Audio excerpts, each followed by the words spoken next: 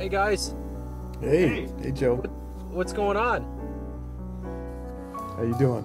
Hey, good to meet you. Thanks for taking a minute out today. certainly.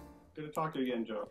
Yeah, absolutely. It's great to catch back up. It's good now. I've kind of graduated to Zoom, so I can actually see everybody now. Right.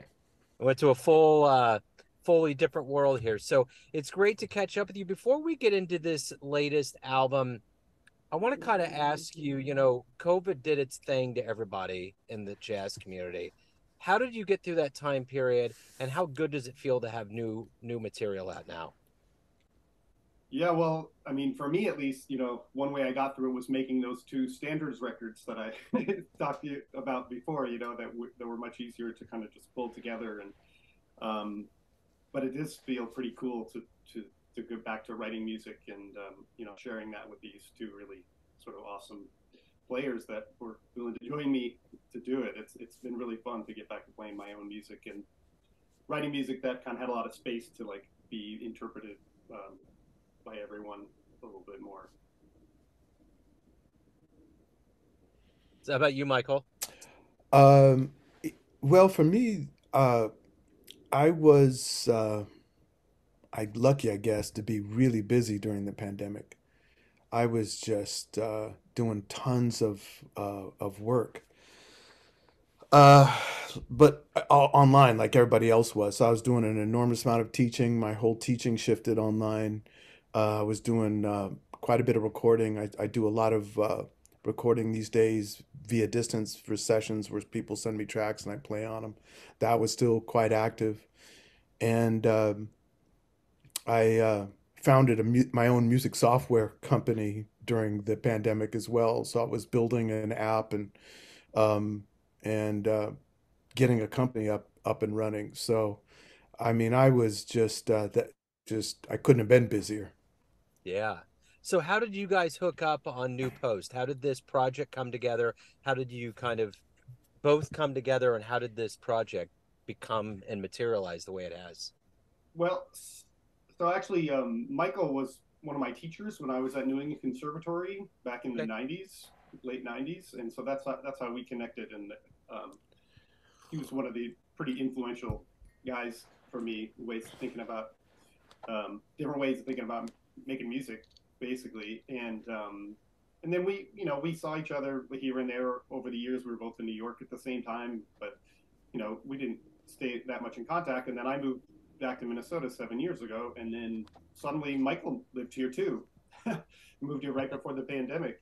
Um, and so when I knew I was going to do this new project, that was going to be, have a different sort of flair to it than the standard things I was just doing. Of just who do I want to play with, and it's like, well, I want to play with Michael and Anthony Cox, and they had a long history together, and so it was just made a lot of sense to kind of to try to get them together and make this happen. So, and it was, as Michael knows, we just so often during like rehearsals and things, in the session, I just kept bringing up all these things that he told me when I was his student, and that I'm like, oh yeah, I'm thinking about that right now. There's things that that kind of stuck with me, and it informs everything I do, especially in a situation like this.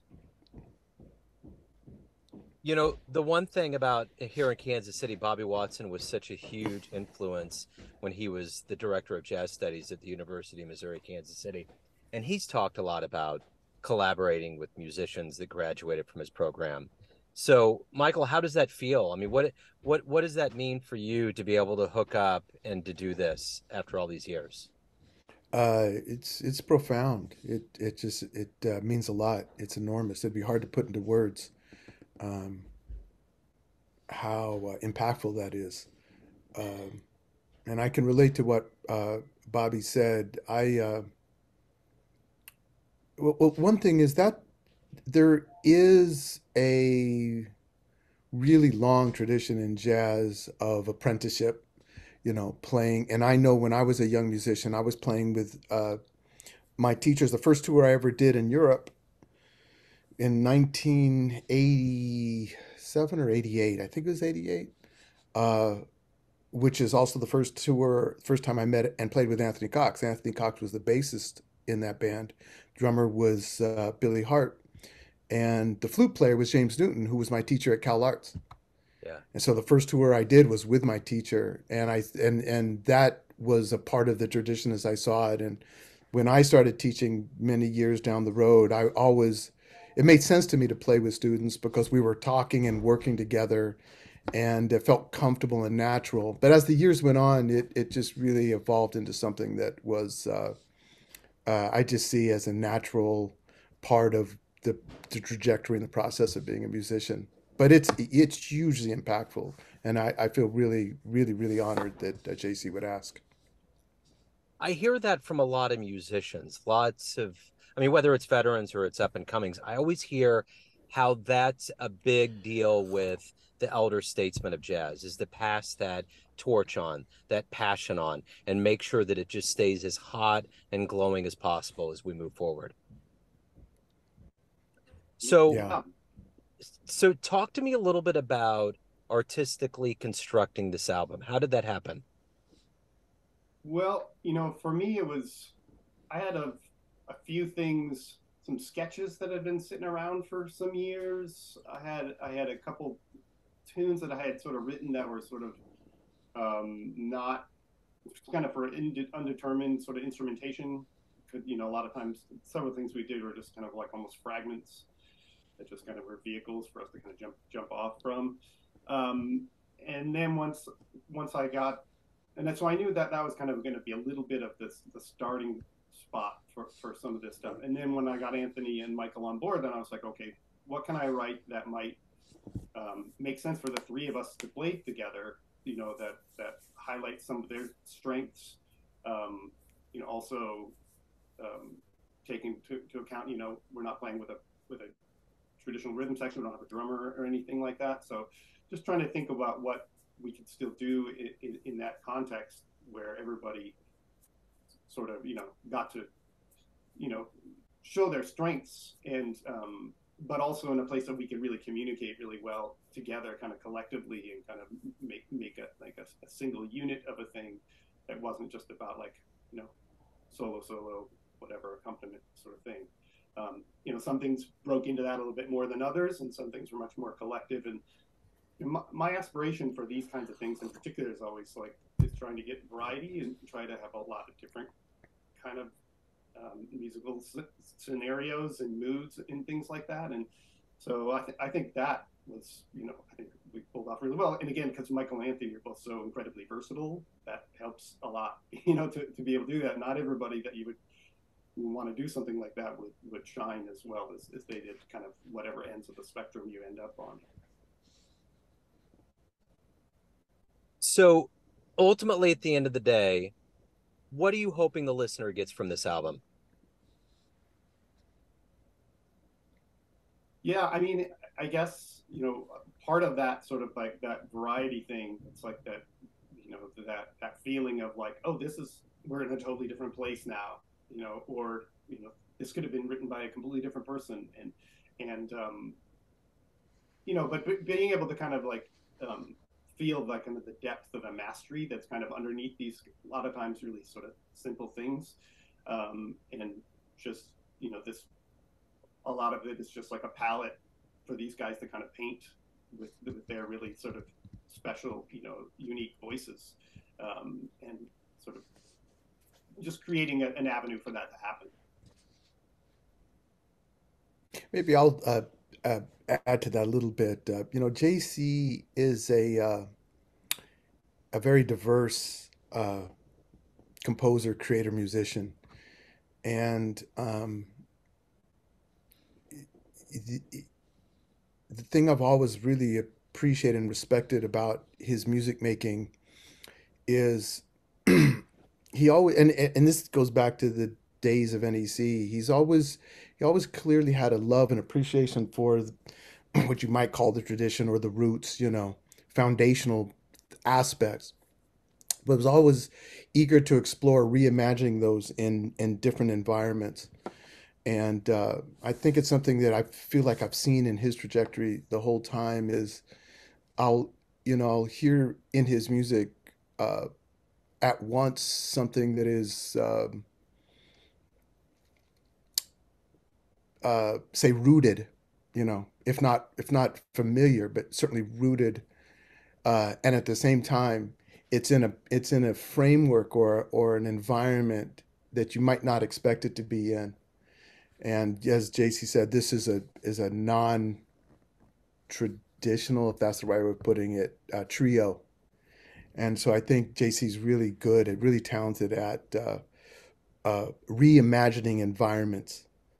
Where there's something you can hold on to, and you can relate to and you're familiar with, and at the same time, like, I didn't expect this. This isn't an environment or a structure or a lens and a framework that is interesting and surprising.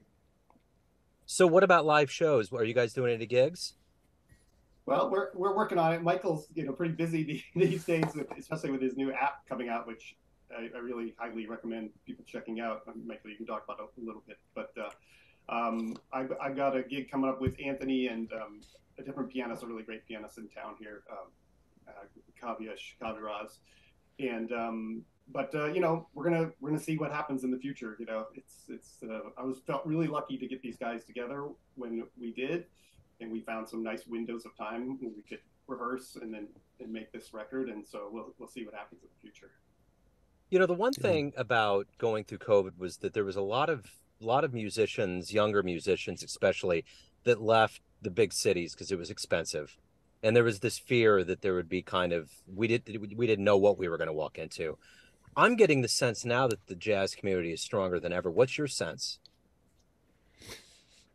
Well, I think there is a good side of that so many people started to leave New York during COVID, and this was already starting to happen. This is what happened to me, in a way, probably in a different way for Michael, but it was like New York was, well, especially once I had a kid, New York was like, okay, this is now it's getting to be a little bit too much, and so, but a lot of friends like mine, that were doing pretty well in New York, but they left because they wanted to raise their families in a different kind of environment, and so they started spreading all around the country. Now there's like all these there was always some amazing musicians kind of spread up, and feel like even more so. There's people all around, and that's good for jazz. It's good for any kind of music to have kind of people that are like trying to do really cool things, and then being not being all kind of focused all in New York, especially since so many of us are go back and do stuff regularly. I know Michael does. I'm going back next week to do a bunch of things, and so we can still have your kind of like your toeholds in New York, but then you get to spread the kind of the cool things that you might be doing in these kind of different environments all around the country. You have I would just, yeah, I agree with that, and I would say that the given the way the conversation we're having now online, what it means to be connected, how folks collaborate, they're a little bit less geographically restrictive. You can live in a lot of places and still maintain connections. When I moved to New York in '90, the thing that I was struck by at the time is, Art Blakey was still alive, Miles was alive, Dizzy Gillespie was alive. You can go down this list of these really significant, iconic musicians, and there was the jazz economic label slash industry system was such at that time where it was a real viable path. Well, I could go maybe join Wayne Shorter's band or Blakey's band. I played in a lot with Robin Eubanks during the M-Bass years, and Robin had just come off the heels of years with Art Blakey. Um, and so and so. I joined Jack DeJohnette's band for 9 years, and that was really key. It's not that there's not uh, uh, still great musicians in New York, because there clearly is. It's a communication center, as Oliver Lake once described it, and like a Paris, like a London. Those are gathering spaces. But it's the ecosystem. It has very much changed. The economics that supports it. Um, so it's made it a very different landscape, and so if you take that and then you couple that with technology where we can communicate in different sort of ways, it allows for places like, Minneapolis or other places to be very viable scenes and community. I know Anthony, who is from here, I remember when he moved back to Minneapolis, I was like, "What are you talking about? Why would you do that? You're the guy in New York, you know." But it makes perfect sense. Yeah. And for the playing live question, I'm certainly the guilty culprit, and it's due to my schedule is pretty crazy. But that's a perfect example. Kaviesh, the pianist who's playing with JC and Anthony, is an extraordinarily talented, gifted pianist by New York standards or any standards, you know. Um, so I think that's healthy.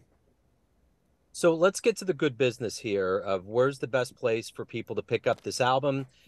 Michael, I want you to mention your app, anything, live shows, anything that's going on. We can put it all out here right now. Yeah, of course the place to get records these days by artists like me is Bandcamp. Yep. That's the best way. It's New Past is the name of the record, and then we're going to do, still working on some stuff. We're going to do a CD release show at Studio Z in St. Paul with Anthony and Kavi on November 17th, and then working on some other things that are going to be happening soon after that. So. Cool.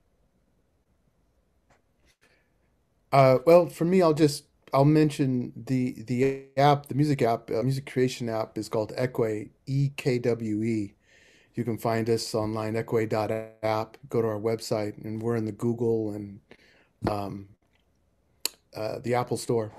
And that's been taking a lot of time. It's we've recorded about 150 instruments from around the world that players, a creator can engage with, make their own music, learn about the instruments. So rather than I call it the disembodied sound you get sound sources in a lot of the other platforms where it's string dream one, string dream two, string dream three, rock beat one. In Ekwe, you get this is a djembe. Here's what it looks like. Here's what it sounds like. It's from West Africa. Here's how it's played. Now you can play with it and create your own music. So it contextualizes and grounds the user. And that's a big thing in my view that we're these days. And when I think about the idea of connecting and being rooted in something as opposed to beats and loops that we don't really know where they're from or what they have to do with. So that's a big project for me. And other than that, I'm working on. Um, I'm still doing a ton of studio work. I've got a big commission with the Boston Ballet that's coming up this spring, where I'm composing and we'll be performing with the orchestra with the ballet. I'm collaborating with another composer and the choreographer. Excited about that. I still have my own album in the background that I'm trying to get to and release a new one. It's been about 4 years, 4 or 5, I guess maybe 5 years since my last release. So lots going on. Luckily, knock on wood.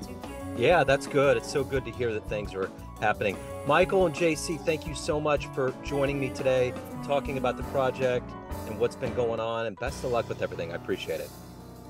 Thanks Right a on. lot, Thank Joe. you. Appreciate it. Thank you.